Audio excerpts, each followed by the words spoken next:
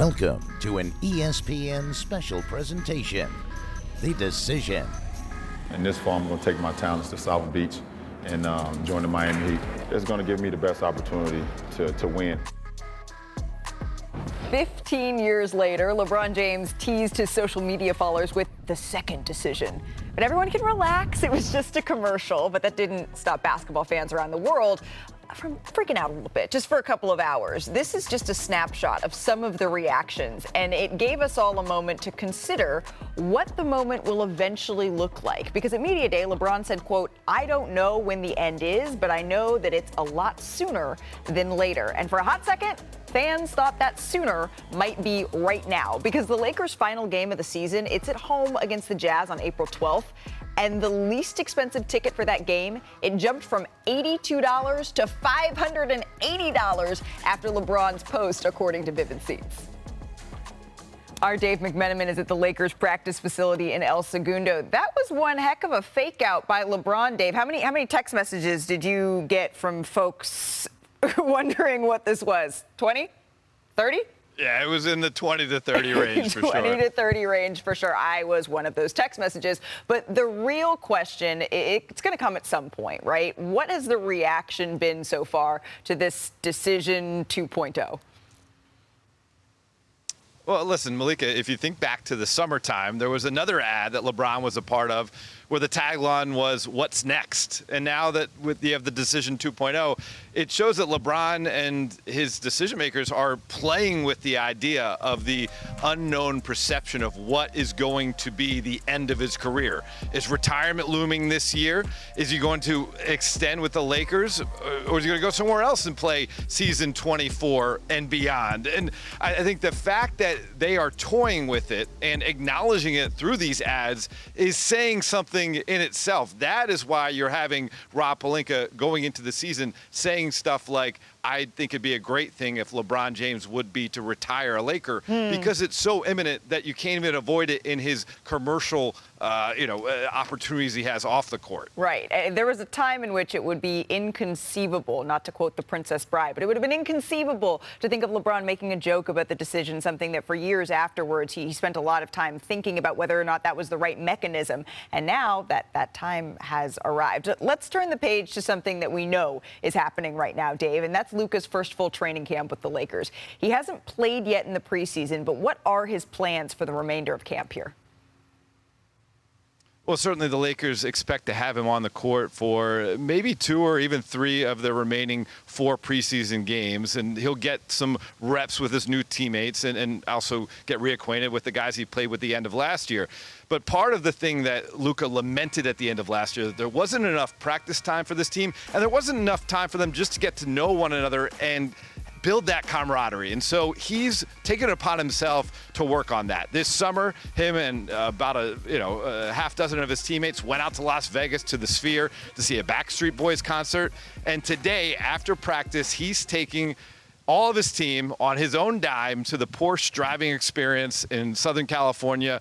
They're going to be going around the lap in 911s and GT3s. It's going to be the type of thing where you get your mind away from the basketball court. You get to see each other in a different environment, have some fun doing it, and build some memories that hope can take you through the lean times that are going to, of course, occur at any time over an 82-game season. Okay, going around and driving some sports cars, that sounds like a lot of fun. I would love to do that for the NBA Today team building, but it may be more like go-karts, not quite sports cars. Dave McMenamin, thank you very much.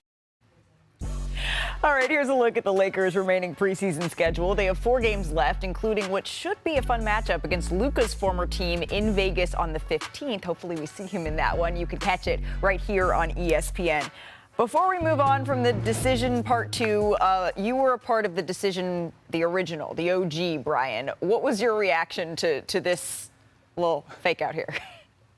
Well, we've heard of no-show endorsement deals. This is the exact opposite. This was requiring LeBron to go not only do the endorsement, but also access something in the decision that for years, well over a decade, was a third rail topic around him. The fastest way to end a conversation with LeBron or his close associates between about 2010 and maybe about 2022 was bring up the word "the decision," because they were so deeply scarred. So as Dave referenced, the idea of LeBron joking about retirement makes it feel like he's getting more serious about it. The idea that LeBron will now basically joke about the decision, even if it comes with probably a pretty good check, indicates that he's gotten to the point in his career where he could laugh at something like that. It has been 15 years.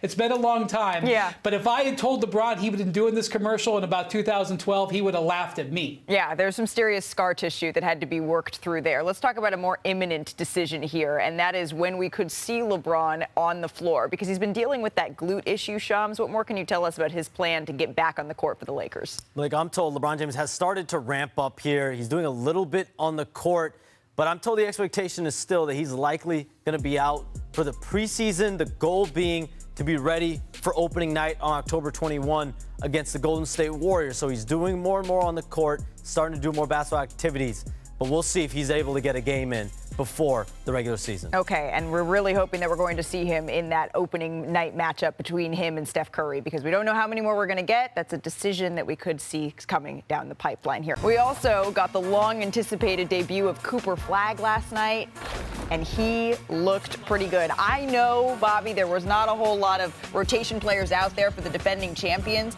but Flagg is who we should be keeping an eye on. Huge block there. We could have gone 5-on-1 last night, and I still would have been excited. Anthony Davis there for the slam. And then going ahead a minute later, Flagg gets it at the top of the arc, drives, dishes it to Lively for the reverse jam. Great ball movement.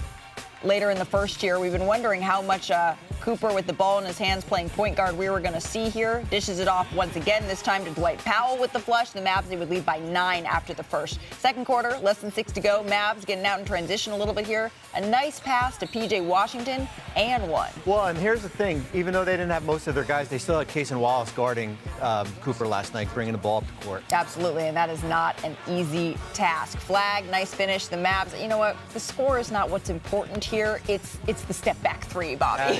That is NBA ready right now. Absolutely. Youngest player in the league and looking so mature beyond his years. Flagg drains the pull-up three. He finished with 10 points, 6 rebounds, 3 assists. Here's Cooper after the game. I mean, I had a lot of fun. This is a great team. We got a lot of really good guys, a lot of great players, but I thought we just played together really well, and, you know, that's a fun brand of basketball to play. And the ball's moving around. Everybody has each other back, so it was fun. I thought he did a great job of finding guys. He found PJ for and one, then also being able to play off the dribble and shoot the three. So, you know, for an 18-year-old, it's kind of special and kind of fun to watch his ability to handle the ball in those situations, and he's only going to get better. It's time to say howdy to our partner, Tim McMahon, who was in Fort Worth to see Cooper Flagg's debut last night. So, Tim, you were there. What stood out to you from the Mavericks after seeing him in action? Howdy, Malik. I thought Cooper Flagg was as advertised, and his value as a guy who impacts the game in a variety of ways, an extremely versatile player. I thought it was fitting that probably his most spectacular highlight was on the defensive end of the floor when he swoops in from the weak side, swats that shot off the glass, gets a fast break started. He might make a bigger impact defensively as a rookie than he will on the offensive end. You don't hear that very often about a teenage player coming into the league. And then on the offensive end, all 10 of his points came in a flurry, but I thought the biggest test that he passed was, like Bobby said, bringing the ball up the court against Case and Wallace. There weren't a lot of core players for the Thunder who made the trip. Case and Wallace was one of them, though. This is an elite defensive player, an elite on-ball defender, an elite playmaker. If you can bring the ball up the court comfortably, patiently against a defender like Case and Wallace, you can do it against anybody in the league.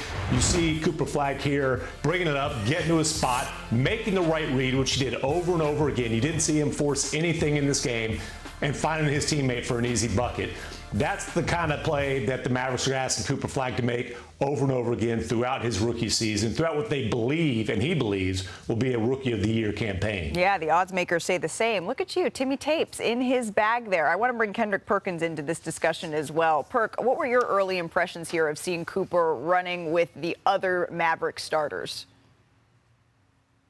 Well, it was a lot, but on the defensive side of things, he showed his impact because he's so versatile, meaning that he could guard 1 through 5, but if you need him to play out of position, if you need him to anchor the defense, he's a hell of a rim protector. And we got the film right here, Malik, okay? I broke down a couple clips. I want you to see hell of a defender, high IQ. Look at him as a rookie, pointing, communicating, seeing ball, seeing man. Watch here, his D'Angelo Russell gets in trouble, get back cutted. Cooper Flagg is there, and watch how he's running the floor. Although this lob went to Anthony Davis, Cooper Flagg sprinting the floor, being the outlet just in case. And then offensively, this was just a beautiful thing to see. Pick and roll with him and Anthony Davis, guys sagging back. Watch Cooper step right into this three-point shot and knock it down. I believe we're going to see a lot of that two-man action, and it's good for him to start feeling comfortable right now at that point forward position, especially with Anthony Davis while we're in preseason. Brian, that lineup, though, it was huge here for the Dallas Mavericks. Yeah, they have a lot of depth on this team. We know that Nico Harrison has prioritized size. That was part of what the Luka Doncic trade was about. And I think there's going to be stretches this year where Cooper is the pure point guard on the floor more and more. And, McMahon and Perk broke down the nuances that he was doing. This is what gets so many people excited about Cooper. And this is what Jason Kidd was talking about when he says as an 18-year-old to see him play like this. As I watch him, to play with such confidence, to be given so many responsibilities. You saw in that film, they want him with the ball in his hands, making a bunch of decisions on offense. They want him being that low man on defense, guiding their defense a little bit. You don't see that with 18-year-olds. And so he may not go out there and average 25 points a game, Malika, especially with the team that's got this much depth. But those nuanced decisions, that's what gets people so excited about his future. It's also so rare to see a #1 pick come into a team that has the expectations, even with the injury to Kyrie Irving, that the Dallas Mavericks have here. But, Brian, you've mentioned a couple of times the depth here of the Dallas Mavericks. Let's dive into that depth just a little bit more. Bobby, what do you got on that front? Well, it's one thing to say it, but when you see it on the touchscreen here, this is what jumps out on me.